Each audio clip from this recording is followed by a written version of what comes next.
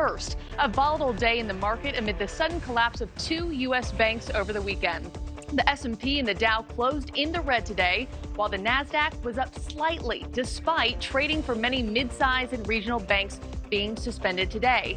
And now the Biden administration is working to lessen that blow to the economy and to the customers of these banks, while trying to ensure this doesn't happen again.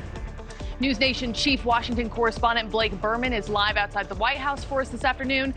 Blake, the president is saying U.S. banks are safe despite these failures?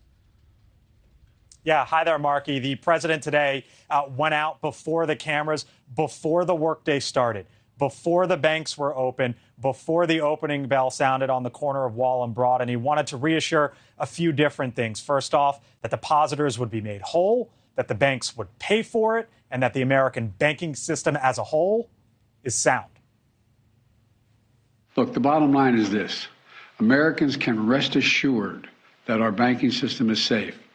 Your deposits are safe. A reassurance from the President of the United States. Everyone with a bank account at Silicon Valley Bank and Signature Bank is getting their money back. A relief for those like Stella Garber, the co-founder of the startup Hoop, which banked with SVB. The number one thing that people were worried about was making payroll. And that means people's jobs at risk due to this, existential crisis that we're going through. Deposits up to $250,000 are insured by the FDIC. But in this case, the Federal Reserve and the Biden administration decided to remove the cap. Some, like Republican presidential candidate Nikki Haley, are describing the lifeline as a bailout. But the Biden administration insists it's not, saying fees paid by banks to the FDIC will cover the costs. This is an important point. No losses will be borne by the taxpayers.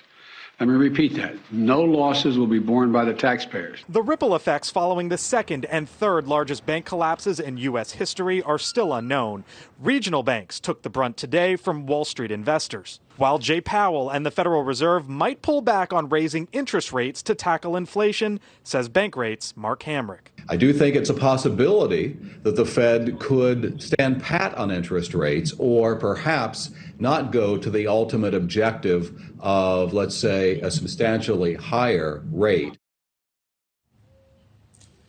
Marky, one of the ironies actually in all of this is that there might be actually a little bit of more breathing room for consumers as a result. For example, crude oil prices were down yet again today, as were mortgage rates as well.